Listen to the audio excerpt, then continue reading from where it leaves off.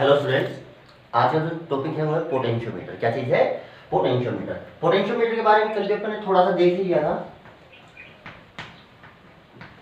Potentiometer, ठीक है, ये दो पॉइंट्स के बीच में एक्यूरेट पोटेंशियल डिफरेंस मेजर कर सकता है, किसी सेल का ईएमएफ मेजर कर सकता है या उसका इंटरनल रेजिस्टेंस भी मेजर कर सकता है। इसके अंदर एक लॉन्ग वायर लिया जाता है जो यूनिफॉर्म क्रॉस सेक्शन का होता है ना। अच्छा जी, इस वायर को कुछ पार्ट्स में से पैरेलल कट करके रख दिया जाता है और इसके एंड को एक थिक कॉपर स्ट्रिप से कनेक्ट कर दिया जाता है।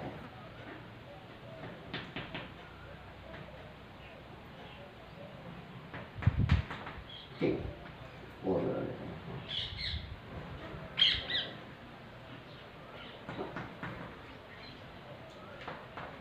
ठीक। अच्छा जी, इसके जो दो एंड होते हैं, इन दोनों एंड्स को एक बैटरी से कनेक्ट किया जाता है और यहाँ पे एक रियोस्टेट लगा दिया जाता है। इस रियोस्टेट का मान लो जैसे ये 10 वोल्ट की है, तो इस रियोस्टेट से यहाँ से रेजिस्टेंस को चेंज करके आप जो इसके देखो, जो इस बैटरी का टोटल ईएमएफ है उसका कुछ पार्ट तो ये वायर है, ये तो रेजिस्टेंस ये है ना, इस वायर के ऊपर ड्रॉप होगा और कुछ ड्रॉप इसके ऊपर होगा। जितना आप इसको बढ़ाएंगे तो यहाँ पे ड्रॉप बढ़ेगा, तो यहाँ पे ड्रॉप क्या हो जाएगा आपका, कम हो जाएगा। तो मैं इस वायर के अक्रॉस जो पोटेंशियल डिफरेंस अप्लाइड ये V की है, उसमें से यहाँ पे कितना अप्लाई है इस वायर के अक्रॉस उसको चेंज कर सकता हूँ ना। अलग अलग पोटेंशियल के ऊपर इसको कनेक्ट किया जा सकता है ना, इसलिए रियोस्टेट लगाया जाता है ना। अच्छा जी, इसका प्रिंसिपल क्या है? प्रिंसिपल ये कहता है कि जो पोटेंशियल ड्रॉप हो रहा है इस वायर के अलावा, जैसे मान लीजिए अभी 10 वोल्ट लगा हुआ है ना इस वायर के अक्रॉस, ये 0 है, ये 10 है ना। अच्छा, तो जैसे मान लीजिए वायर की लेंथ है 100 सेंटीमीटर। कितनी है? मान लीजिए थोड़ी देर के लिए 100 सेंटीमीटर। तो 100 सेंटीमीटर पे कितना ड्रॉप हुआ? 10 वोल्ट। तो 1 सेंटीमीटर पे कितना हुआ? बाई 100, तो कितना हो गया? 1/10 वोल्ट पर सेंटीमीटर। अब ये वायर यूनिफॉर्म लिया जाता है, तो इक्वल लेंथ में इक्वल पोटेंशियल का ड्रॉप होगा। इक्वल लेंथ में इक्वल पोटेंशियल का ड्रॉप होगा। जैसे यहाँ पे 1 सेंटीमीटर पे ड्रॉप जैसे मान लो 1 वोल्ट का हुआ, तो अगले 1 सेंटीमीटर पे भी कितने का होगा? 1 वोल्ट का ही है ना। यानी जो पोटेंशियल ड्रॉप होता है वो डायरेक्टली प्रोपोर्शनल होता है लेंथ ऑफ दिस वायर। जितनी ज्यादा लेंथ लोगे, जैसे यहाँ से 1 सेंटीमीटर में इतना ड्रॉप हुआ, अगर आप 5 सेंटीमीटर लोगे तो उससे 5 टाइम्स ड्रॉप होगा, है ना।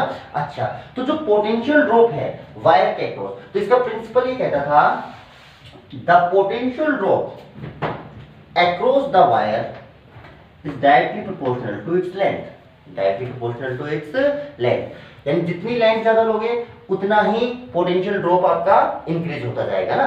तो किसी भी लेंथ के अक्रॉस जो पोटेंशियल ड्रॉप होता है वो उसकी लेंथ के प्रोपोर्शनल होता है ना। 1 सेंटीमीटर कहीं से भी ले लो आप, यहाँ से 1 सेंटीमीटर लो, जितना ड्रॉप आएगा यहाँ पे लोगे 5 सेंटीमीटर, उससे 5 टाइम्स ड्रॉप आ जाएगा ना। तो यानी जितना लेंथ आप इंक्रीज करेंगे उतना ही पोटेंशियल ड्रॉप भी इंक्रीज होता जाएगा। ओके, तो V इक्वल टू मैंने लिखा यहाँ पे phi L ना, एक कांस्टेंट लगा दिया phi, है ना। अच्छा, जो ये phi है इसको लिखा जा सकता है V/L। तो इस phi की जो यूनिट होगी वो कितनी हो जाएगी? ऊपर है पोटेंशियल ड्रॉप यानी वोल्ट और नीचे हो जाएगी मीटर। कितनी हो जाएगी? वोल्ट पर मीटर। अच्छा, और इस क्वांटिटी को बोला जाता है पोटेंशियल ग्रेडियंट। क्या बोला जाता है? Potential gradient, potential drop per unit length. Okay, अच्छा जी, ये वोल्ट पर मीटर पोटेंशियल ग्रेडियंट की यूनिट है। इसके साथ साथ ये किसकी यूनिट होती थी? इलेक्ट्रिक फील्ड की भी यूनिट होती थी ना। आपको ध्यान होगा E का जो मैग्नीट्यूड होता था वो डेल V/डेल R होता था। देखो यहाँ पे मैंने माइनस नहीं लगाया, ऊपर वेक्टर नहीं लगाया ना, मैग्नीट्यूड लिखा है सिर्फ। तो ये होता था चेंज इन पोटेंशियल और ये होता था वही लेंथ। तो क्या वोल्ट पर मीटर आती थी? वो यूनिट किसकी आती है? आपकी पोटेंशियल ग्रेडियंट की। अरे इलेक्ट्रिक फील्ड होता क्या था? पोटेंशियल ग्रेडियंट का नेगेटिव होता था, उसी को तो बोलते थे। और ये पोटेंशियल ग्रेडियंट ही तो है, potential drop per unit length. Fine, okay. अच्छा, ये कांस्टेंट रहना चाहिए। क्या रहना चाहिए? भाई ये प्रोपोर्शनल है तो ये कांस्टेंट हुआ ना। यानी या मैं प्रिंसिपल को ये भी बोल सकता हूँ कि the potential gradient remains constant throughout the length of wire. Potential gradient constant रहता है, या मैं ऐसा बोल सकता हूँ V is directly proportional to L। तो पोटेंशियोमीटर का जो प्रिंसिपल हो गया वो क्या हो गया, the potential drop along the wire is directly proportional to its length, या मैं बोल दूं पोटेंशियल ग्रेडियंट इज कांस्टेंट। अच्छा जी, और देखिए फाई V इक्वल टू कितना हो जाएगा, फाइव इंटू एल। चलिए जी, सिंपल सी बात, ठीक है। अगर मैं V और L में ग्राफ बनाऊं, किसमें बनाऊं, V और L में, तो वही ग्राफ आएगा straight line passing through the origin, और इसका L एक्सिस के साथ जो स्लोप आएगा, L एक्सिस के साथ देखो कांस्टेंट के साथ लग रहा है L, तो L एक्सिस के साथ जो स्लोप आएगा वो स्लोप क्या बताएगा भाई, फाइव। जैसे मान लीजिए टेन थीटा है, तो फाइव की वैल्यू होगी टेन थीटा, कितनी होगी, टेन थीटा, है ना। अभी थोड़ी देर बाद अपन जाके एक चीज समझ लेंगे कि जो ये फाइव का रिवर्स होता है ना, रेसिप्रोकल जो होता है फाइव का, उसको अपन जाके बोलेंगे सेंसिटिविटी, सेंसिटिविटी ऑफ पोटेंशियोमीटर। क्या बोलेंगे, सेंसिटिविटी ऑफ पोटेंशियोमीटर, है ना। सेंसिटिविटी होती क्या है वो थोड़ी देर बाद देखेंगे, पर फिलहाल आप समझो कि आप ये समझ लो कि सेंसिटिविटी होती है 1/5, सेंसिटिविटी होती है 1/5, आप ऐसा समझ लीजिए, ठीक है। तो जिसका फाई ज्यादा होगा उस पोटेंशियोमीटर की सेंसिटिविटी कम होगी। बात समझ में आ गई। जैसे आपसे मैं सिंपल सा क्वेश्चन पूछूं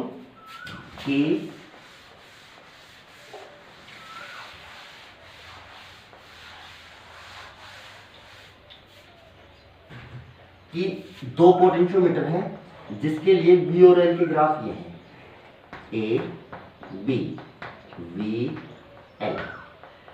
मुझे बताइए कौन से पोटेंशियोमीटर की सेंसिटिविटी ज्यादा है।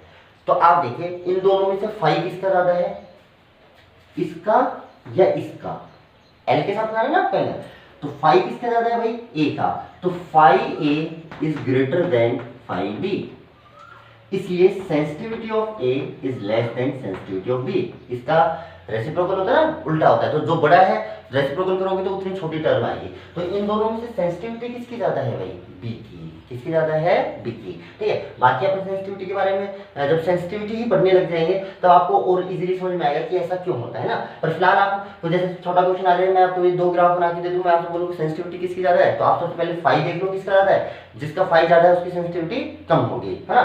चलिए और देखिए ये एल एक्सिस को मैं ऊपर भी बना सकता था ना, जैसे कि देखो बना देता हूं मैं, ये क्वेश्चन ऐसा होता, मैं ऐसे दो ग्राफ बनाता ए और बी, ये होती बी एक्सिस और ये होती एल, ठीक है। मैं कहता सेंसिटिविटी किसकी ज्यादा है, तो सबसे पहले देखो फाई किसका ज्यादा है, तो भाई इसका एंगल हमेशा किससे नापना है, एल एक्सिस से ना, चाहे वो इधर दे चाहे इधर दे, और इसका इतना, तो किसका फाई ज्यादा हुआ भाई, बी का ज्यादा हुआ, तो phi B is greater than कितना होता, फाई ए। तो इसलिए भाई जो सेंसिटिविटी ऑफ बी होती वो सेंसिटिविटी ऑफ ए से क्या होती, कम होती है ना, जिसका फाई ज्यादा उसकी सेंसिटिविटी क्या आएगी, कम आएगी, ठीक है। चलिए जी और देखिए अब इस पोटेंशियोमीटर की एप्लीकेशन है ना, ये पोटेंशियोमीटर काम में कैसे लेते हैं, पोटेंशियोमीटर की स्ट्रक्चर तो हम जानते हैं, प्रिंसिपल हम जानते हैं, पर ये काम कैसे करता है ना। चलिए जी सबसे पहली जो इसकी एप्लीकेशन है, पहली जो इसकी एप्लीकेशन है जो पोटेंशियोमीटर का काम है वो है comparison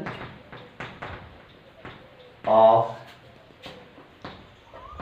EMF of two cells. ये दो सेल्स के EMF को कंपेयर कर सकता है ना। अच्छा कैसे कंपेयर करेगा, तो सबसे पहले तो भाई पोटेंशियोमीटर बना लीजिए आप,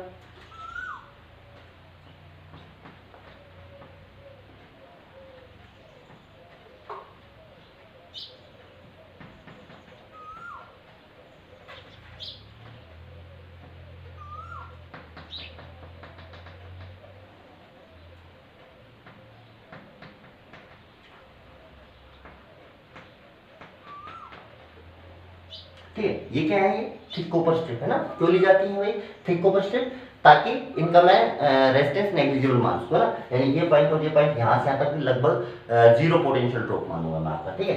अच्छा जी अब इन दोनों पॉइंट्स को किससे कनेक्ट करना है भाई, बैटरी से,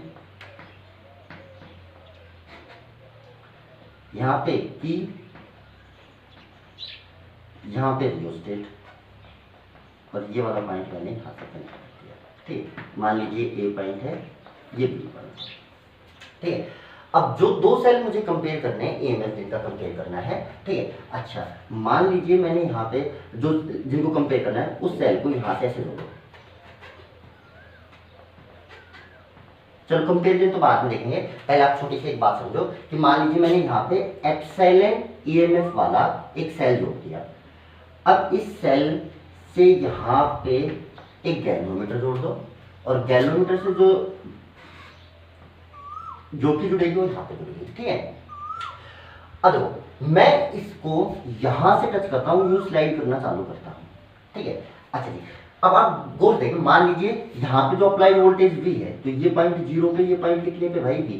अगर मैं वायर के क्रॉस चलूं तो V से लेके यहाँ तक लगातार पोटेंशियल ड्रॉप होता जाएगा, घटता घटता घटता घटता घटता यहाँ पे कितना हो जाएगा भाई 0 हो जाएगा, ठीक है। अच्छा मैं यहाँ पे देखूँ, अगर ये पॉइंट V पे है तो ये वाला पॉइंट कितने पे होगा पोटेंशियल पे, V माइनस एप्सिलॉन, इधर जा रहे तो डिक्रीज हो रहा है ना पोटेंशियल V माइनस।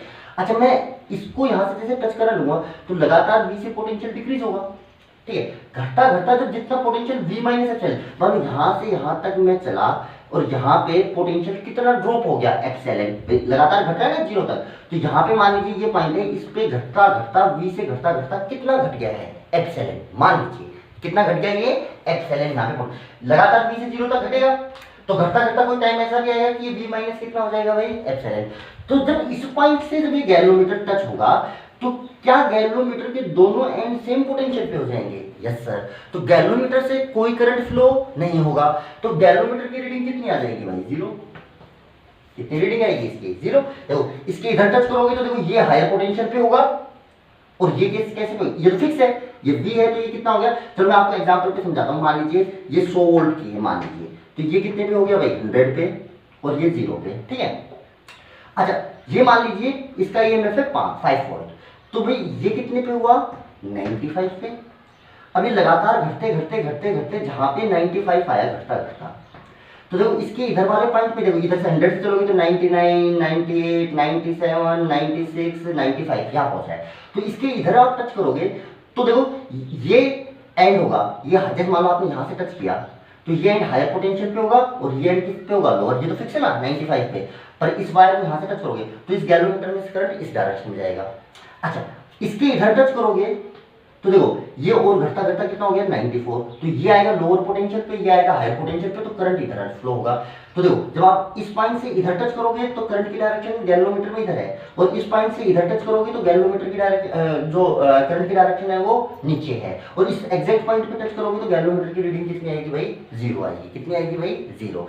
यानी आपने रैंडमली यहाँ पे टच किया, गैल्वेनोमीटर की रीडिंग इधर आ रही है, फिर आपने रैंडमली इधर टच किया, मान लो गैल्वेनोमीटर की रीडिंग इधर आ रही है, तो आपको ये पता चल जाएगा 0 कहीं बीच में छूट गया है ना, क्योंकि 0 के एक तरफ रीडिंग एक तरफ आती है तो दूसरी तरफ टच करोगे तो दूसरी तरफ आएगी। तो आप यहाँ से यहाँ तक धीरे धीरे स्लाइड करते लाइए, जहां पे 0 रीडिंग हो जाए वहां पे आपको एक चीज पक्का पता चल जाएगी कि जैसे इसकी रीडिंग 0 आएगी, इसकी रीडिंग 0 आने का मतलब जितना पोटेंशियल इस पॉइंट का है उतना ही पोटेंशियल इस पॉइंट का है। अच्छा इसका ईएमएफ कितना है 5 वोल्ट, तो यानी यहां से यहां तक कितना पोटेंशियल ड्रॉप हो गया है 5 वोल्ट। कितना पोटेंशियल ड्रॉप हो गया है 5 वोल्ट, यहां से लेके यहां तक। यानी इतनी लेंथ में, मान लो यहां से मैंने लेंथ मेजर की और यहां तक की लेंथ, यहां से लेके यहां तक की लेंथ आई L1। कितनी आई L1। तो यहां से यहां तक का जो पोटेंशियल ड्रॉप है, क्या तुम उसको लिख सकते हो 5 × L1। कितना लिख सकते हो 5 × L1। प्रिंसिपल था ना इसका। अच्छा जी, तो देखो जिस पॉइंट पे ये 0 आ रहा है इसकी रीडिंग, इसका मतलब यहां पे उतना ही, देखो ये 5 वोल्ट का है, तो जब यहां से 5 वोल्ट ड्रॉप होगा तभी तो 0 रीडिंग आएगी, यानी जितने का ईएमएफ है उतना ड्रॉप हो जाएगा। तो जो ये जो ड्रॉप है ये किसके बराबर हो जाएगा एप्सिलॉन, यानी जहां पर आपका गैल्वेनोमीटर 0 रीडिंग दे रहा है, यानी स्टार्टिंग से लेके वहां तक एग्जैक्ट उतना ही ड्रॉप हो चुका जितना इसका ईएमएफ है, क्योंकि जितना ड्रॉप यहाँ पे ईएमएफ के बराबर होगा उतना ही ड्रॉप यहाँ पे होगा यहाँ पे, तभी तो दोनों का पोटेंशियल बराबर आएगा। यानी क्या बराबर होगा, यहां से यहां तक का पोटेंशियल ड्रॉप किसके बराबर होगा सेल के ईएमएफ के, इसलिए सेल का ईएमएफ हो जाएगा 5 × L, जहां पे 5 क्या होगा पोटेंशियल ग्रेडियंट, पोटेंशियल ग्रेडियंट क्या होगा total potential difference applied, total potential difference applied across the wire upon the total length of wire. क्या टोटल लेंथ ऑफ वायर आप मेजर कर सकते हैं? Yes sir. क्या टोटल पोटेंशियल ड्रॉप आपने जो अप्लाई किया है वो मेजर कर सकते हैं? Yes sir. तो ये दोनों क्या निकल गया 5 L1 आप क्या निकाल सकते हैं, इस सेल का ईएमएफ निकाल सकते हैं। क्या निकाल सकते हैं ईएमएफ, है ना। अच्छा जी अब दूसरे तरीके से देखिए सिंपली, अब मैं इसको वेरिएबल में वापस से करवाता हूँ आपको, कि जैसे कि मान लीजिए ये 0, ये V वोल्ट, ये एक्सेलेंट, हाँ, यहाँ पे आपने जैसे ही इसको टच किया, मान लीजिए लेंथ थी L1 यहाँ तक की, यहाँ से लेके यहाँ तक की लेंथ मान लीजिए L1 है ना, इस पाइप में P बोल देता हूँ, मान लीजिए A से लेके P, AP equal to L1 है, तो यहाँ से यहाँ तक जो पोटेंशियल बढ़ाया घटा, घट गया है ना, कितना घटा, 5L। भाई L1 लेंथ में कितना, जो प्रिंसिपल कहता था कि अगर इसका पोटेंशियल ग्रेडियंट ये है तो L1 से मल्टीप्लाई कर दो, क्या आ जाएगा, पोटेंशियल ड्रॉप। तो यानी A से लेके P तक पोटेंशियल कितना ड्रॉप हुआ है, 5 इंटू L1, ठीक है। अच्छा जी, अब देखो, अगर मैं इस सर्किट को देखो, यहाँ से ये टच पॉइंट इससे इधर, ये एक क्लोज सर्किट मान लो, क्या मान लो, एक क्लोज सर्किट। तो किरचॉफ रूल के अकॉर्डिंग अगर आप किसी क्लोज लूप के अलोंग चलोगे तो पोटेंशियल ड्रॉप का सम कितना आएगा, 0। तो भाई यहाँ से चलना स्टार्ट करो, यहाँ से सबसे पहले आप यहाँ गए तो कितना पोटेंशियल ड्रॉप हुआ भाई, एक्सेलेंट, बढ़ाया घटा, घट गया तो माइनस एक्सेलेंट। अच्छा, यहाँ से लेके यहाँ तक आए तो इसमें तो करंट कितना है भाई, 0। तो इसके अक्रॉस, इसका मान लो इसका रेजिस्टेंस है RG, तो पोटेंशियल ड्रॉप कितना होगा किसी रेजिस्टर के अक्रॉस, I इंटू R। अब I तो इसके अंदर कितना है, 0, तो इसके अक्रॉस तो कोई पोटेंशियल ड्रॉप हुआ नहीं, तो आप यहाँ पे आ गए। अब यहाँ से आप यहाँ जाओगे, इधर जाओगे तो पोटेंशियल बढ़ेगा या घटेगा, बढ़ेगा, क्योंकि पोटेंशियल तो लगातार इस डायरेक्शन में घट रहा है, तो पोटेंशियल बढ़ा तो भाई प्लस, कितना बढ़ा, L1 लेंथ में कितना बढ़ेगा, L1 बराबर 0।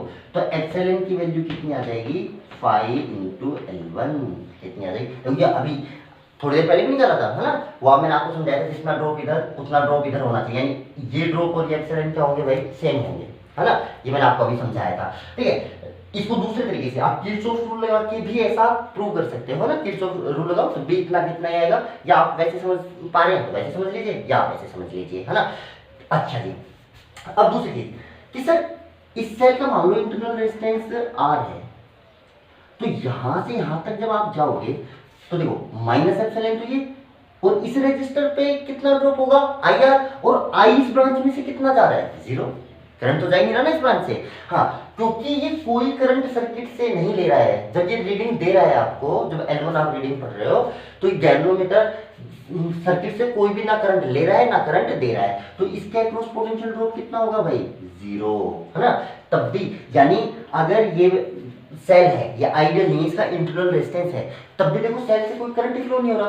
देखो ईएमएफ क्या होता था, देखो दो चीज थी, तो टर्मिनल वोल्टेज था, एक ईएमएफ। ईएमएफ क्या था कि जब सेल ओपन सर्किट में हो तो उसके अक्रॉस, टर्मिनल के अक्रॉस पोटेंशियल, ओपन सर्किट का मतलब वो कोई करंट ना दे रहा हो, देखो अभी ये कोई करंट नहीं दे रहा, अब करंट नहीं दे रहा तो इसके टर्मिनल के अक्रॉस जो पोटेंशियल ड्रॉप होगा वो इसके ईएमएफ के बराबर ही होगा, है ना। अगर इससे करंट फ्लो हो रहा होता तब ये ईएमएफ मेजर नहीं होता, तब क्या मेजर होता, टर्मिनल वोल्टेज, क्या मेजर होता, टर्मिनल वोल्टेज। पर अभी ईएमएफ मेजर कर रहा है, अगर यहाँ पे आर पोटेंशियल ड्रॉप है तब भी आप लिखोगे, देखो माइनस का एप्सिलॉन, यहां से यहां तक कितना ड्रॉप हुआ, आई के लिए 0 है तो पोटेंशियल ड्रॉप कितना, 0।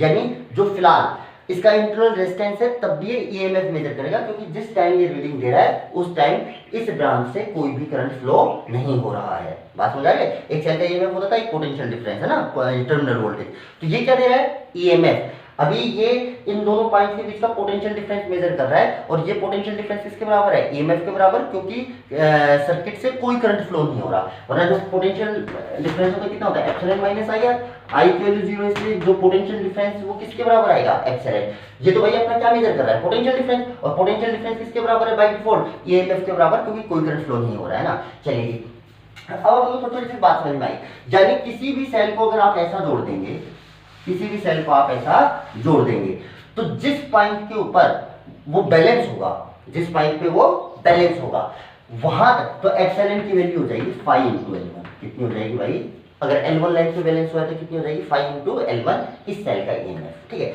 चलिए जी और बात देखिए, सिंपल सिंपल सी बात। अब देखो ये मान लीजिए वही 100 वोल्ट में आपसे फिर से न्यूमेरिकल वैल्यू से एग्जांपल देता हूँ, ये 100 वोल्ट, ये 0 वोल्ट, मान लीजिए 5 वोल्ट ईएमएफ है, ये कितना हो गया 95। अच्छा जी एक चीज आप देखें, गौर से देखें कि मान लीजिए ये जो सेल है मैं इसको उल्टा लगा देता ऐसा, अगर उल्टा लगा देता ऐसा तो क्या ये 105 हो जाता, यस सर, फिर तो इधर से इधर आने तो पोटेंशियल बढ़ता। अच्छा, इस वायर के अक्रॉस कभी भी पोटेंशियल 105, क्योंकि पूरी वायर पे जो पोटेंशियल है वो हमेशा 100 से कम ही रहेगा। 100 से क्या रहेगा, कम, क्योंकि ये तो 100 से लेकर 0 तक डिक्रीज हो रहा है ना। तो आप इस पॉइंट को कहीं पे भी टच कर लें, कभी भी आपका ये नल डिफ्लेक्शन नहीं आएगा, इसके अंदर जीरो डिफ्लेक्शन नहीं आएगा, है ना। जिस पॉइंट, जैसे मान लो इस पॉइंट पे जीरो डिफ्लेक्शन आता है तो यहां से यहां तक की लेंथ को बोला जाता है बैलेंस लेंथ, यानी ये कभी भी बैलेंस नहीं होगा, है ना। ये आगे जाके आपको मैं क्योंकि ये आपके एक्सपेरिमेंट में भी आएगा, तो एक्सपेरिमेंट की प्रिकॉशंस में बताऊंगा कि अगर आप सेल को उल्टा जोड़ देंगे तो कभी भी जीरो रीडिंग नहीं आएगी ना। छोटा क्वेश्चन भी आ सकता है कि मान लीजिए किसी पोटेंशियोमीटर से मैंने सेल जोड़ा और कहीं पे भी वो बैलेंस नहीं हो रहा, तो उसके क्या क्या कारण हो सकते हैं, ऐसा बोलते क्या क्या कारण हो सकते हैं। तो एक कारण ये हो सकता है कि आपने ये सेल उल्टा लगा दिया हो। उल्टा लगा दिया हो तो सीधा लगाने का मतलब जिधर ये आपका मेन सेल लगा हुआ है ना, इस सेल का जिधर पॉजिटिव टर्मिनल जुड़ा होता है, इस सेल का पॉजिटिव टर्मिनल उसी एंड से जोड़ना पड़ता है, तब जाके आपका कहीं ना कहीं पे ये बैलेंस होगा। ठीक है, तो देखो प्रिकॉशंस में क्या ध्यान रखना है भाई, अगर आप एक्सपेरिमेंट कर रहे हैं तो जिधर इस बैटरी का पॉजिटिव टर्मिनल जुड़ा है, जिस सेल को आप मेजर कर रहे हैं उसका पॉजिटिव टर्मिनल भी वहीं से जुड़ना चाहिए ना। आप इस सेल को उल्टा नहीं लगा सकते, अगर उल्टा लगाओगे तो कोई कहीं पे भी बैलेंस नहीं होगा। दूसरा एक चीज और सोचना, मान लीजिए 2 वोल्ट का होता तो ये कितने पे भाई, 2 वोल्ट पे, ये कितने पे, 0 पे। अच्छा, और ये 5 वोल्ट का है, तो यहां से यहां ड्रॉप कितना होता, 5 वोल्ट का, तो ये कितने पे आया था, -3 वोल्ट पे। कितने पे आया था, -3 पे। अच्छा, ये तो मिनिमम कितना जा रहा है, 0 से कम जा ही नहीं रहा। अब 0 से कम ही नहीं जा रहा तो नेगेटिव तो वैल्यू कभी आएगी नहीं इस वायर के ऊपर। तो अब वायर के ऊपर नेगेटिव, यानी फिर से कहीं पे भी बैलेंस नहीं होगा, फिर से कहीं बैलेंस नहीं होगा। अच्छा, इसका कारण क्या है, जो पोटेंशियल ड्रॉप आपने अप्लाई किया है वायर के अक्रॉस वो कम हो और जिसका आप मेजर कर रहे हो, जिस सेल का ईएमएफ, उसका ईएमएफ ज्यादा हो, तब भी वो कहीं पे भी बैलेंस नहीं होता है। अगर जो ये आपका मेन सेल आपने लगाया है और जिस सेल का ईएमएफ आप मेजर कर रहे हो, तो अगर अप्लाइड वोल्टेज और जो ईएमएफ आप मेजर कर रहे हो उससे कम हो जाती है, अगर देखो ये 100 वोल्ट का है तो कोई दिक्कत नहीं है। देखो ये 100 वोल्ट का है तो ये 95 होता है, ये 0 होता है तो 95 आएगा रास्ते में। पर अगर ये इसका जो वोल्टेज है वो कम रह जाए, इसका छोड़ो, जो इसके अक्रॉस अप्लाइड वोल्टेज है, अपन तो अप्लाइड की बात कर रहे हैं, हो सकता है यहाँ पे 5 वोल्टों पर कुछ ड्रॉप यहाँ पे हुआ हो, यहाँ पे अप्लाइड, जो पोटेंशियोमीटर की वायर के अप्लाइड वोल्टेज है और जिस सेल का ईएमएफ आप मेजर कर रहे हो, अगर उस सेल का ईएमएफ ज्यादा है तब भी कभी भी ये बैलेंस लेंथ नहीं देगा आपको, कहीं पे बैलेंस नहीं होगा। और अगर ये ही कम हो गया, सेल ही कम हो गया, तो पक्का से कुछ ड्रॉप तो यहाँ हो जाएगा। अब कुछ ड्रॉप यहाँ हो गया तो बचा हुआ तो और भी कम अप्लाई होगा, तब भी कभी बैलेंस नहीं होगा। यानी जो मेन सेल है आपका, ये वाला जो सेल लगा हुआ है जो सर्किट के अंदर है ना पोटेंशियोमीटर के साथ, अगर इस सेल का ईएमएफ जिसका मेजर कर रहे हो उसके ईएमएफ से कम हो तब भी कहीं बैलेंस नहीं होगा। कहीं बैलेंस नहीं होने का मतलब देखो, गैल्वेनोमीटर हमेशा एक ही साइड, देखो बैलेंस नहीं तो यानी हमेशा करंट फ्लो होगा, और करंट फ्लो होगा तो हमेशा एक ही डायरेक्शन में फ्लो होगा, है ना। जैसे मान लो 0 रीडिंग इसमें एकदम बीचों बीच रहती है गैल्वेनोमीटर में, अगर ये एक बार इधर रीडिंग देने लग गया तो हमेशा इधर ही देखो, क्योंकि अगर इधर रीडिंग दे रहा है कहीं और टच करो, अगर इधर रीडिंग आ गई इसका मतलब 0 कहीं ना कहीं है बीच में, किसी ना किसी लेंथ पे तो आएगा 0, क्योंकि रीडिंग मिडिल आपकी यहाँ से लेके यहाँ तक आई है तो बीच में कहीं 0 भी रहा होगा, है ना। पर अगर ये कहीं पे भी बैलेंस नहीं हो रहा, इसका मतलब है ये एक ही साइड में रीडिंग दे रहा है ना, दूसरी साइड में जाए 0 के एक तरफ ही है, या तो इधर या इधर। ठीक है, तो मैं आपसे ये बोल सकता हूँ कि मतलब कि रीजन लिखिए कि सेल कभी भी बैलेंस ना हो, है ना। जब मैं कह सकता हूँ कि 0 डिफ्लेक्शन ना आए, क्या कोज हो सकते हैं कि 0 डिफ्लेक्शन ना आए, या मैं आपसे ऐसा भी कह सकता हूं कि गैल्वेनोमीटर हमेशा एक ही डायरेक्शन में रीडिंग दे रहा है तो उसके क्या कोज हो सकते हैं ना। ये सारी बातें एक ही है ना। क्या क्या बोल सकता हूं कि आपको रीजन लिखना है कि एक सेल में लगाए हो कभी भी बैलेंस नहीं हो रहा है, तो क्या क्या रीजन हो सकते हैं। या मैं इसी सवाल कैसे पूछ सकता हूँ कि कहीं पे भी 0 डिफ्लेक्शन वाली स्टेट नहीं आ रही है, ठीक है। या मैं तीसरा ये पूछ सकता हूँ गैल्वेनोमीटर हमेशा एक ही डायरेक्शन में रीडिंग दे रहा है तो क्या क्या कोज होंगे। तो मेनली आप 2 कोज तो आप मेनली याद रखिए।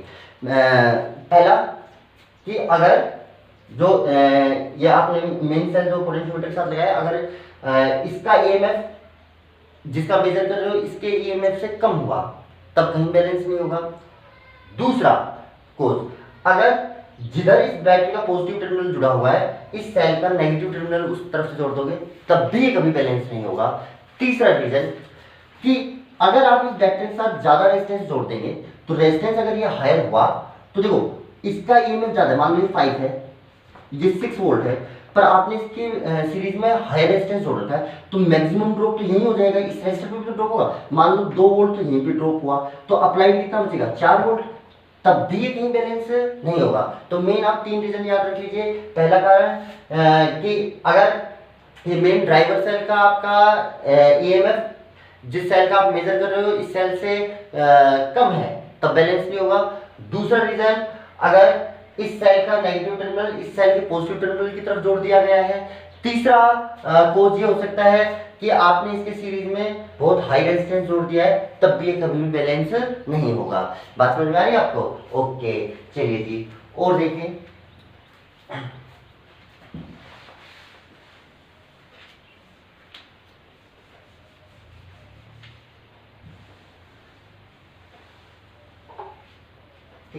अच्छा मुझे दो सेल का ईएमएफ कंपेयर करना था, तो मान लीजिए ये पहला सेल मैंने यहां से लगाया XLN1, ठीक है, दूसरा सेल भी यहीं पे लगा दिया मैंने ये XLN2 वाला, ठीक है।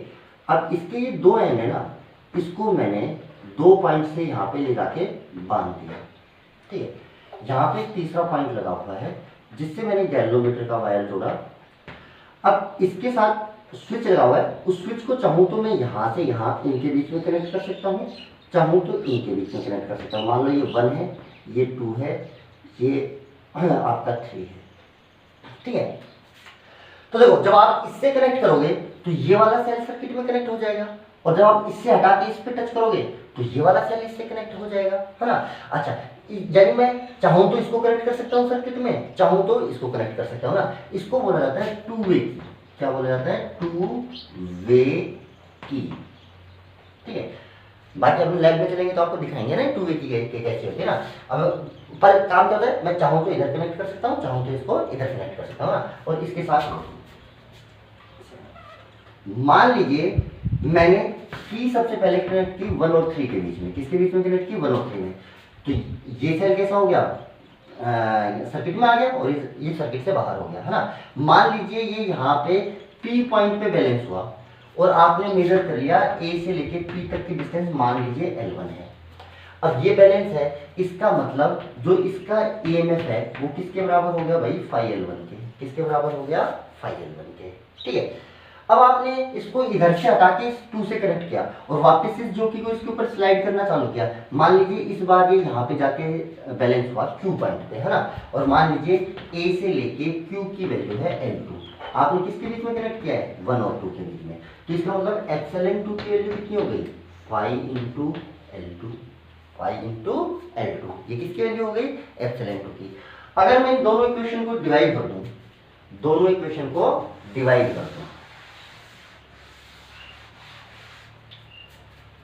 दोनों इक्वेशन को आपका डिवाइड कर दिया तो क्या epsilon 1 upon epsilon 2 equal to L1 upon L2 आ जाएगा? Yes sir. क्या फाई से फाई कैंसिल हो जाएगा? Yes sir. तो देखो दो सेल्स को अगर कंपेयर करना है मात्र तो आपको दो ही चीजें चाहिए, L1 L2। ना तो इसके फाई से कुछ फर्क पड़ेगा, ना यहाँ पे कितना वोल्टेज अप्लाइड है उससे कुछ फर्क पड़ेगा, है ना। हाँ उससे तो ज्यादा ही होना चाहिए तब तो बैलेंस ही नहीं होगा वरना, है ना। बाकी कितना है उससे कोई फर्क नहीं पड़ेगा। यानी आपने दो सेल लगाए, एक बार इससे कनेक्ट किया एक बार इससे कनेक्ट किया, दो लाइन आ गया आपके पास L1 और L2, तो L1 upon L2 equal to epsilon 1 upon epsilon 2। अगर इनमें से एक सेल नोन है, मान लीजिए आपको एप्सिलॉन 2 का ईएमएफ पहले से ही पता था, तो देखो L1 L2 तो आप रीडिंग ले लेंगे और जो इसका ईएमएफ पता है इसको एप्सिलॉन 2 से इधर मल्टीप्लाई कर लेना। तो क्या आपको L1 पता होगा, L2 और एप्सिलॉन 2 पता है तो आप एप्सिलॉन 1 भी निकाल सकते हैं। क्या निकाल सकते हैं? एप्सिलॉन 1, ठीक है। अगर दोनों अननोन है तो ये सिर्फ कंपेयर कर सकता है, इनका रेशियो बता सकता है, और एक सेल नोन है तो ये दूसरे का ईएमएफ भी बता देगा आपको, ठीक है। अच्छा जी, और अगर आपको पोटेंशियल ग्रेडियंट, अगर आपको पर्सनल इसका ईएमएफ चाहिए तो आपको क्या पता होना चाहिए? Potential gradient. क्या पता होना चाहिए? पोटेंशियल ग्रेडियंट, ये वाला है ना। तो 5 L1 पता है, 5 पता चल जाएगा तो आपका काम हो जाएगा। और 5 क्या होगा? Total applied potential difference upon total length of wire. चलिए जी, और देखिए छोटी सी बात, ये एप्सिलॉन 2 है, एप्सिलॉन 1 अपॉन एप्सिलॉन 2। अच्छा गौर से देखिए ये phi L1 क्या है? ये phi L1 है, यहां से यहां तक का ड्रॉप क्योंकि यहाँ पे जीरो रीडिंग आ रही है, यानी ये यहाँ से यहाँ तक का भी ड्रॉप यही है, चाहे मैं यहाँ से यहाँ तक का ड्रॉप कहूँ चाहे यहाँ से यहाँ तक का, बराबर ड्रॉप हुआ है, इसलिए इन दोनों पॉइंट्स का पोटेंशियल बराबर हो रहा है, इसलिए इसकी रीडिंग कितनी आ रही है, जीरो आ रही है। अच्छा, एक्चुअल में इसको नहीं पता है कि यहाँ पे आपने सेल जोड़ा है या क्या जोड़ा है, जब ये रीडिंग दे रहा है ये इन दोनों पॉइंट्स के बीच का पोटेंशियल डिफरेंस मेजर करके दे रहा है। क्या मेजर करके दे रहा है, पोटेंशियल डिफरेंस, है ना। वो पोटेंशियल डिफरेंस अभी ईएमएफ के बराबर है, वो अलग बात है क्योंकि करंट जीरो है। बाकी इसको नहीं पता है कि यहाँ पे सेल जुड़ा हुआ है, ये तो जैसे आप इसको जोड़ोगे तो ये तो इस और इस पॉइंट के बीच में क्या मेजर करके दे देगा आपको, पोटेंशियल डिफरेंस। क्या मेजर करके दे देगा, पोटेंशियल डिफरेंस, है ना। चलिए इसके ऊपर एक छोटा सा आपको क्वेश्चन कराता हूँ, देखिए।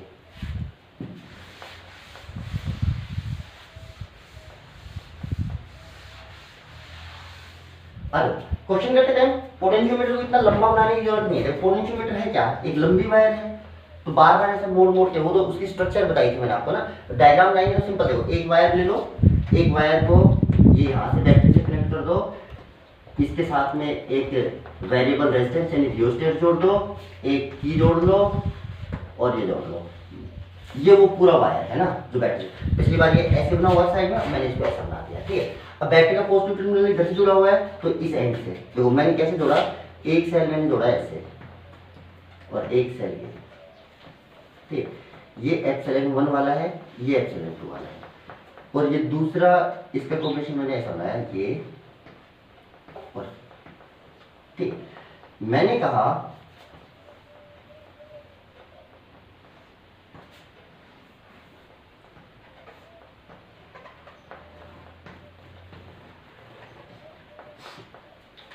मैंने आपको बोला कि ये 1 ये 2 ये 3, मैंने कहा जब इसको 1 और 2 के बीच में जोड़ा गया, किसके बीच में जोड़ा गया, 1 और 2 के बीच में, तो मान लीजिए ये 80 सेंटीमीटर पे बैलेंस हुआ, कितने पे हुआ, 80 सेंटीमीटर पे, ठीक है। और मैंने कहा जब इसको 1 और 3 के बीच में जोड़ा गया, जब ये 50 सेंटीमीटर पे बैलेंस हुआ, कितने पे बैलेंस हुआ, 50 सेंटीमीटर का। अब इसकी लेंथ 1 मीटर नहीं है भाई, ध्यान रखना वो मीटर ब्रिज होता है ना, कितनी भी हो सकती है लेंथ, है ना। अच्छा, पर मैंने कहा कि जब ये वो सेम सेल थे, ये एप्सिलॉन 1 वाला ये एप्सिलॉन 2 वाला, ठीक, जब मैंने यहाँ से टच किया तो 80 सेंटीमीटर पे बैलेंस और यहाँ से टच किया तो 50 सेंटीमीटर पे बैलेंस, तो मैंने कहा बताइए एप्सिलॉन 1 अपॉन एप्सिलॉन 2 कितना होगा। तो भाई आपने सिंपल सा कहा कि सर जी देखो जब आपने इससे टच किया तो ये क्या मेजर करेगा, इन दोनों पॉइंट्स के बीच का पोटेंशियल डिफरेंस, और इन दोनों पोटेंशियल डिफरेंस कितना हुआ, कितना ड्रॉप हुआ पोटेंशियल, यहां से यहां चलोगे तो पहले एप्सिलॉन 1 ड्रॉप हुआ, फिर एप्सिलॉन 2 ड्रॉप हुआ, तो टोटल कितना ड्रॉप हो गया, पहले एप्सिलॉन 1 फिर एप्सिलॉन 2, तो टोटल ड्रॉप हुआ एप्सिलॉन 1 प्लस एप्सिलॉन 2, इतना पोटेंशियल ड्रॉप हो गया, है ना। पोटेंशियल कितना डिक्रीज हुआ यहाँ से भाई, अगर इस पॉइंट का मैं पोटेंशियल देखूं, अगर ये V है तो इस पॉइंट का पोटेंशियल कितना होगा, V minus epsilon 1 minus epsilon 2, क्या इस पॉइंट का पोटेंशियल आ गया, ये आ गया, मान लीजिए V1 है, ये इस पॉइंट का पोटेंशियल आ गया V2, तो V1 माइनस V2 यानी पोटेंशियल ड्रॉप की वैल्यू कितनी आएगी, एप्सिलॉन 1 प्लस एप्सिलॉन 2 आएगी, यस सर। तो पोटेंशियल ड्रॉप कितना हुआ जी, एप्सिलॉन 1 प्लस एप्सिलॉन 2, इतना पोटेंशियल यहाँ से आकर डिक्रीज हुआ। देखो पहले एप्सिलॉन 1 डिक्रीज हुआ, फिर और डिक्रीज हुआ एप्सिलॉन 2, तो टोटल कितना डिक्रीज हो गया, एप्सिलॉन 1 पहले हो गया, फिर एप्सिलॉन 2 और हो गया, तो एप्सिलॉन 1 प्लस एप्सिलॉन 2 ये टोटल पोटेंशियल डिक्रीज हुआ। तो आप क्या लिख सकते हो, यहाँ से यहाँ तक का पोटेंशियल ड्रॉप, भाई इसको थोड़ी पता है एक सेल है या दो सेल है, ये तो इसने तो पोटेंशियल ड्रॉप मेजर कर दिया, यानी इसने जो मेजर किया 80 सेंटीमीटर पे, तो वो एप्सिलॉन 1 प्लस एप्सिलॉन 2 मेजर किया, वो इतना आ गया। सेम आप इधर से चलोगे तो देखो पोटेंशियल कितना ड्रॉप हुआ, पहले एप्सिलॉन 1 ड्रॉप हो गया, फिर इंक्रीज हुआ, देखो बढ़ रहा है, तो वापस से बढ़ गया, एप्सिलॉन 1 ड्रॉप हुआ तो उसमें कितना वापस बढ़ गया, तो नेट ड्रॉप कितना बढ़ गया, एप्सिलॉन 1 माइनस एप्सिलॉन 2, इसकी वैल्यू कितनी आएगी भाई 5 × 50, क्योंकि अब 50 सेंटीमीटर बैलेंस हो रहा है। दोनों इक्वेशन को आप डिवाइड कर लीजिए, क्या कैंसिल हो गया। अच्छा जी, तो जो आपके पास इक्वेशन बची, जो आपके पास इक्वेशन बची वो कितनी बची, एप्सिलॉन 1 प्लस एप्सिलॉन 2, इधर क्या बचा भाई, 0 से 0 कैंसिल कर लो, 8/5 क्रॉस मल्टीप्लाई करो भाई, मेरे हिसाब से 5 epsilon 1 plus 5 epsilon 2 equal to, इसको इधर मल्टीप्लाई करोगे 8 एप्सिलॉन 1 माइनस 8 एप्सिलॉन 2, बोल सही है। अब एप्सिलॉन 1 एक तरफ कर लो, एप्सिलॉन 2 एक तरफ, तो इसको उधर ले जाओगे तो मेरे हिसाब से 3 एप्सिलॉन 1 बचेंगे, और इसको इधर लाओगे तो 13 ε2 बचेंगे। आपको क्या निकालना था, ε1 अपॉन ε2, तो ε1 अपॉन ε2 की जो वैल्यू आएगी ε2 आएगी 13/3। ये रेशियो है, इसका मतलब ये नहीं ε1 13 है और ε2 3 है, ये इन दोनों का रेशियो आया है। क्या है, रेशियो। तो इस टाइप से आपको कोई सवाल दे सकता है, कोई खास बात नहीं है ना इसके अंदर। चलिए जी, और देखिए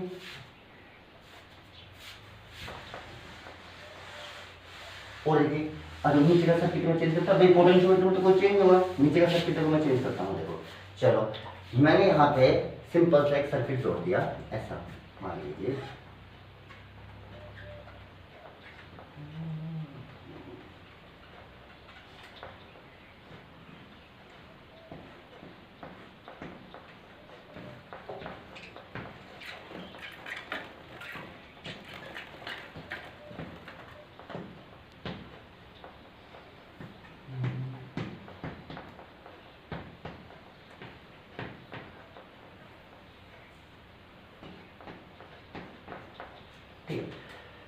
ये गैल्वेनोमीटर है। मैंने कहा जब गैल्वेनोमीटर का ये एंड बी से टच किया तो बैलेंस लेंथ आई 50 सेंटीमीटर। कितनी आई, 50 सेंटीमीटर, है ना। जब किससे टच किया था, बी से। तो बोला जब सी से टच करूंगा तो कितनी आएगी, और डी से टच करूंगा तो कितनी आएगी, बैलेंस लेंथ, है ना जी। आपसे क्या कहा कि ऐसा कोई सर्किट दिया, मैंने गैल्वेनोमीटर को यहाँ से टच किया तो 50 सेंटीमीटर पे बैलेंस हुआ। कितने पे हुआ, 50 सेंटीमीटर पे।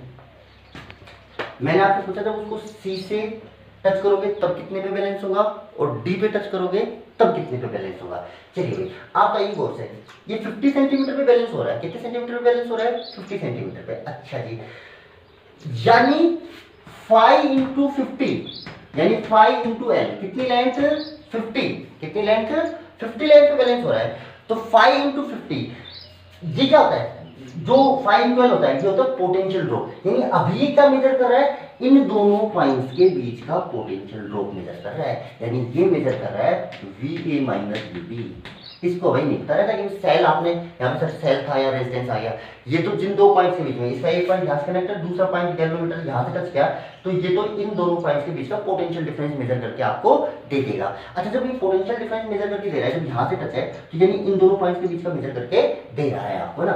यानी जो ये 5 × L, भाई V = कितना होता है, 5L, और V की क्या है, पोटेंशियल ड्रॉप इन दोनों पॉइंट्स के बीच का। अच्छा, अब इन दोनों के बीच का पोटेंशियल ड्रॉप होगा कितना। अब देखो जो ये सर्किट है, इस सर्किट का टोटल रेजिस्टेंस कितना, 3, 2, 1, 6। यानी यहां से जो करंट चला इस नीचे वाले सर्किट से, सिर्फ नीचे वाला सर्किट लेना, 2 एम्पियर।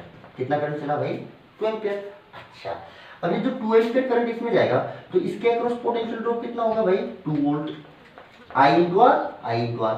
इसके अक्रॉस कितना होगा भाई, 4 वोल्ट। और इसके अक्रॉस कितना होगा भाई, 6 वोल्ट IR। भाई I तीनों सीरीज में तो सेम रहेगा ना, तो बीच में से हालांकि ये टच है, पर इसमें देखो ध्यान करो, जब बैलेंस होगा तो कोई करंट ही नहीं जा रहा, इसमें तो कोई करंट नहीं जा रहा। अब इसमें कोई करंट नहीं जा रहा, तो ये कितना है भाई, 2 वोल्ट, ये कितना है, 4 वोल्ट, और ये कितना है भाई, 6 वोल्ट। यानी आपको कुल मिला के दे दिया फर्स्ट 2 = 5 × 50। यहाँ से आप चाहो तो 5 की वैल्यू निकाल सकते हो। किसकी वैल्यू निकाल सकते हो, 5 की। पर छोड़िए, आप तो आप जो पूछा है वो निकालते हैं। इसने बोला कि जब इससे टच करूंगा तो कितने पे बैलेंस होगा। मान लीजिए L1 लेंथ पे बैलेंस हुआ, तो अब जब यहां टच करूंगा तो क्या मेजर करके देगा वो, VA - VC। और VA - VC कितना हो जाएगा, 2A 4A, कितना हो जाएगा, 6 बराबर 5। मान लीजिए L1 लेंथ पे बैलेंस हुआ, कितनी लेंथ पे बैलेंस हुआ, L1 पे। आपसे ये तो पूछा है कि C पे टच करोगे तो किस लेंथ पे बैलेंस होगा, मान लीजिए L1। अच्छा, जब B पे टच किया तो पोटेंशियल ड्रॉप तो 12 हो जाएगा, यस सर। और 5 × मान लीजिए ये L2। आपको भाई L1 और L2 की वैल्यू निकालनी है। अब एक तरीका तो ये है कि यहाँ से 5 निकाल लो, यहाँ से क्या निकाल लो, 5, और 5 की वैल्यू इसमें भी रख दो और इसमें भी रख दो, है ना। या फिर आप एक बार इन दोनों इक्वेशन को डिवाइड करके देख लो, ऊपर वाली को। अब आप इन दोनों को डिवाइड करोगे तो देखो 5 से 5 कैंसिल हुआ, आपके पास कितना आ गया, देखो 2L1 = 300, 2L1 = 300। तो L1 की वैल्यू आ जाएगी 150 सेंटीमीटर। आई, जब आपको L2 निकालना है तो इन दोनों इक्वेशन को डिवाइड कर लो। अब इन दोनों को डिवाइड करोगे तो देखो 5 से 5 वापस से कैंसिल होगा, आपके पास कितना आएगा, देखो 2L1 = sorry L2, 2L2 is equal to 600, तो L2 की वैल्यू कितनी आ जाएगी 300 सेंटीमीटर, कितनी आ जाएगी 300 सेंटीमीटर। चलिए जी और सोचिए, और सिंपली अगर ऑब्जेक्टिव कर रहे हो तो आपको पता है कि यहां से यहां तक का पोटेंशियल ड्रॉप कितना भाई 2 वोल्ट, और यहां से यहां तक का कितना 6 वोल्ट। आप तो जानते हो V is directly proportional to N होता है, यानी जो इफेक्ट इस पे पड़ेगा, इसको डबल करोगे तो ये डबल, इसको ट्रिपल करोगे तो ये ट्रिपल, इसको 4 टाइम्स करोगे तो ये 4 टाइम्स। अच्छा पहले पोटेंशियल ड्रॉप कितना था जब यहाँ पे कनेक्ट था 2 वोल्ट, जब यहाँ पे कनेक्ट किया तो पोटेंशियल ड्रॉप कितना हो गया 6 वोल्ट, तो कितने टाइम्स हो गया 3 टाइम्स हो गया पोटेंशियल ड्रॉप, यानी V की वैल्यू कितनी होगी 3 टाइम्स, तो L की वैल्यू भी कितनी हो जाएगी 3 टाइम्स। देखो पहले L कितने पे आ रहा था 50 पे, अब आंसर आएगा 150, ये लेंथ भी 3 टाइम्स होगी। ठीक है, जब आपने यहां से टच किया तो पोटेंशियल ड्रॉप अब कितना हो गया 2 4 और 6 12, पहले कितना था 2, अब कितना हो गया 12, तो कितने टाइम्स हो गया 6 टाइम्स, तो बैलेंस लाइन भी 6 टाइम्स हो जाएगी, यानी कितनी हो जाएगी 300 सेंटीमीटर। ठीक, और आप ऑब्जेक्टिव कर रहे हो तो आप वैसे कर सकते हो, इतनी कैलकुलेशन करने की जरूरत नहीं है। बाकी आपसे सब्जेक्टिव क्वेश्चन है तो आप ये कैलकुलेशन करके दिखाएंगे। ठीक है जी, समझ में आया आपको क्वेश्चन। चलिए अभी ऐसे बहुत सारे क्वेश्चन करने वाले हैं, अभी अब हम सेंसिटिविटी भी पढ़ने वाले हैं और बहुत सारे और भी क्वेश्चन है वो करने वाले हैं ना। इससे पहले इसकी सेकंड एप्लीकेशन कर लेते हैं ना। सेकंड एप्लीकेशन जो पोटेंशियोमीटर की है वो है to find out the internal resistance of cell, to find out the internal resistance of cell, किसी सेल का इंटरनल रेजिस्टेंस कैसे मेजर करेगा पोटेंशियोमीटर। तो इंटरनल रेजिस्टेंस मेजर करने के देखते हैं,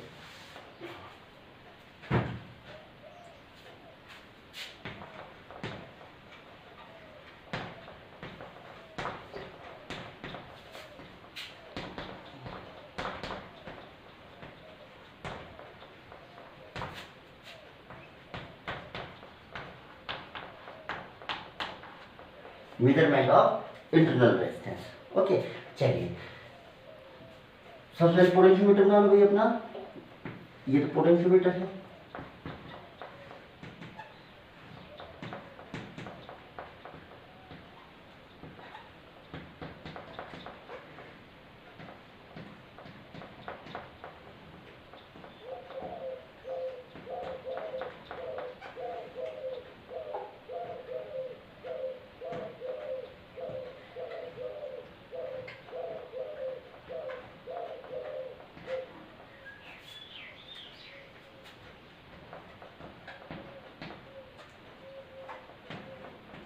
चलिए अच्छा इंटरनल रेजिस्टेंस होता क्या है, क्या मैं ऐसे इसको मान लीजिए ये कोई सेल है, देखिए जरा है ना, ये इसका इंटरनल रेजिस्टेंस है R एप्सिलॉन, और ये R कैपिटल R रेजिस्टेंस जोड़ दिया।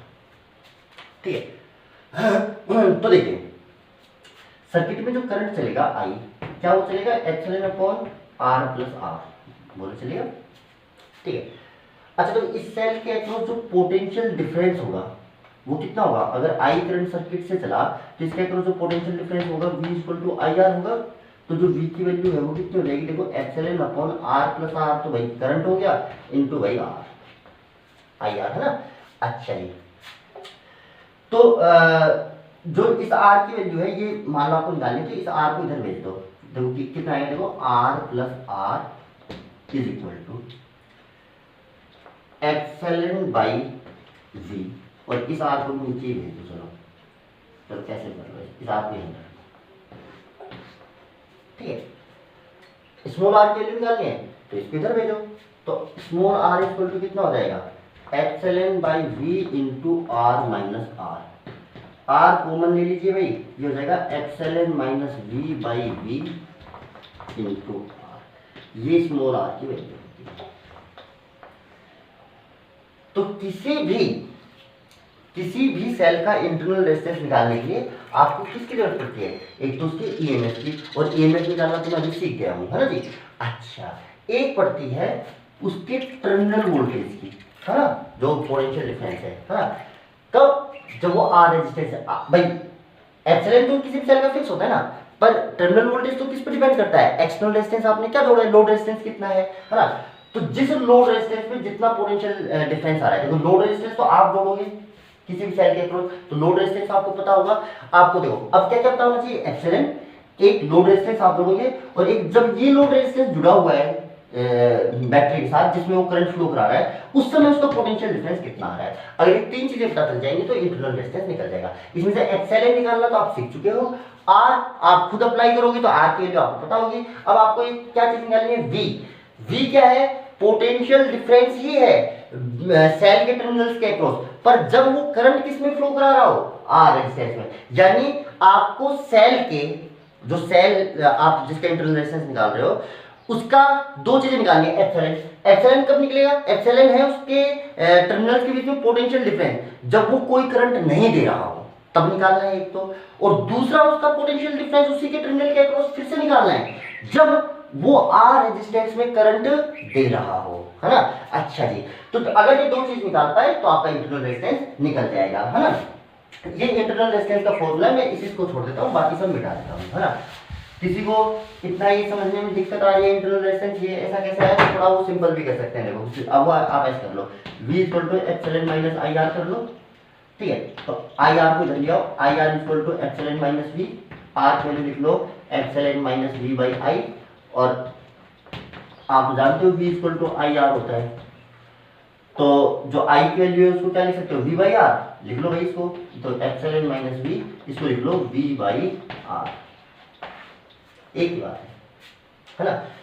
आर की वैल्यू अगर अभी जो निकाली तो उस तरीके में आपको कुछ प्रॉब्लम है तो आप उसको सिंपली ऐसा भी कर लो, ठीक है। पर कुल मिला के आपके पास आर की वैल्यू ये आ गई, ठीक है जी। अच्छा जी, और देखिए अब सेटअप जोड़ते हैं इसके साथ, है ना।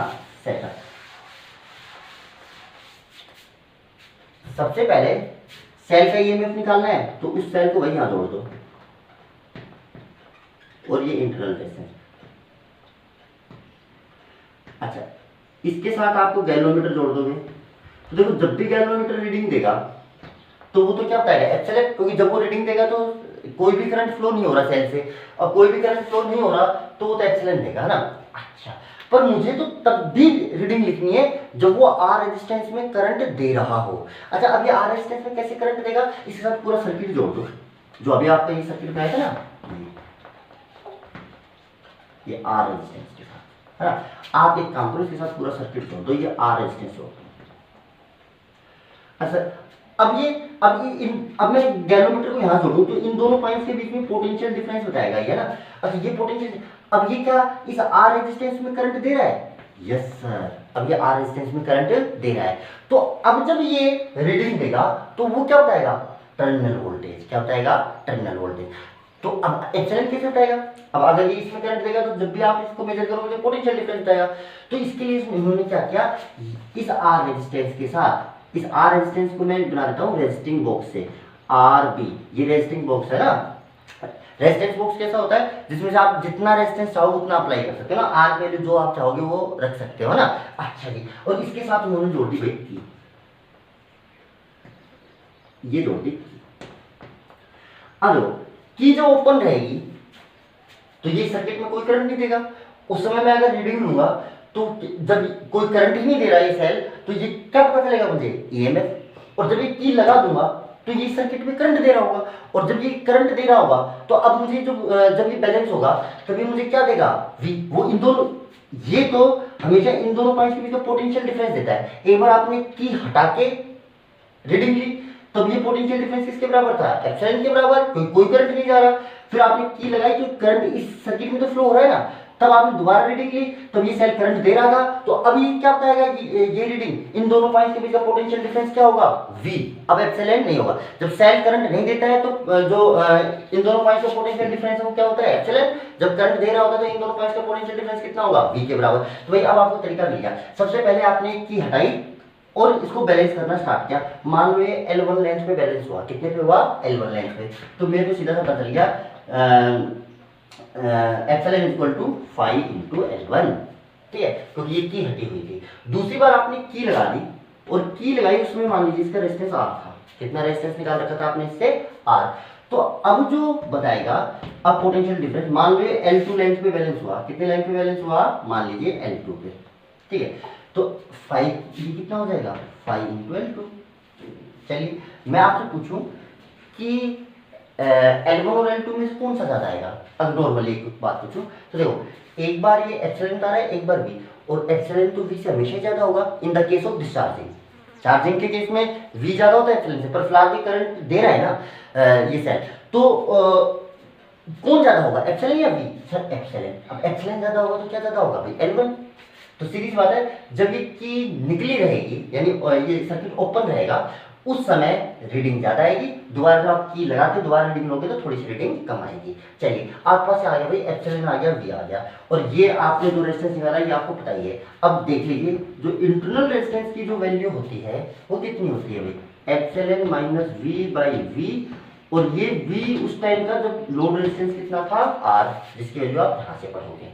ठीक है, ये वैल्यू इसके अंदर पुट कर दीजिए तो ये हो गया 5L1 minus 5L2 by 5L2 into R।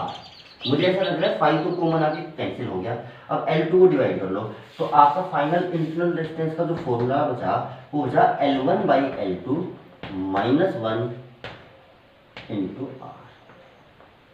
ठीक है, अच्छा क्या L1 L2 बस इंटरनल रेजिस्टेंस निकालने के लिए आपको क्या चाहिए? देखो आप तो सीधा आप निकालोगे, आपको पता ही होगा L1 L2 चाहिए।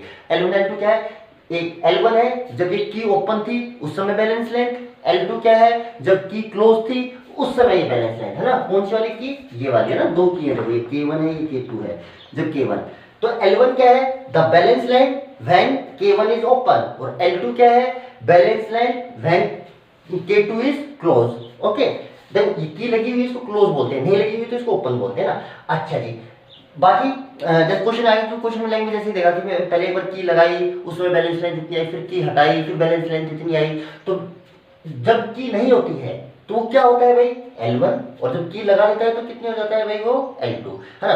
बाकी अगर न्यूमेरिकल करना है तो आपको जो दो बैलेंस लेंथ दे रखी है, देखो आपको एक चीज तो मैंने अभी समझाई कि L1 is always greater than L2 आएगा, तो जो बड़ी वाली चीज लेंथ है बैलेंस लेंथ है वो आपकी L1 होगी, और जो छोटी वाली है वो कैसी होगी? आपकी L2। तो ये फॉर्मूला लगाओ, इंटरनल रेजिस्टेंस आपका निकल के आ जाएगा। ठीक है, अच्छा ऐसे और अब इसके ऊपर देखो दो चीजें, एक तो पोटेंशियोमीटर के ऊपर न्यूमेरिकल बचे हुए हैं, और एक पोटेंशियोमीटर के ऊपर आपका सेंसिटिविटी बची हुई है। क्या बची हुई है? सेंसिटिविटी ऑफ पोटेंशियोमीटर और पोटेंशियोमीटर के न्यूमेरिकल। ठीक है, न्यूमेरिकल करेंगे एक्सरसाइज, ये दोनों चीजें तो अपन करने वाले हैं। ठीक है, पर फिलहाल आपका टेस्ट है इसलिए आज का इतना ही रखिए आप। Thank you.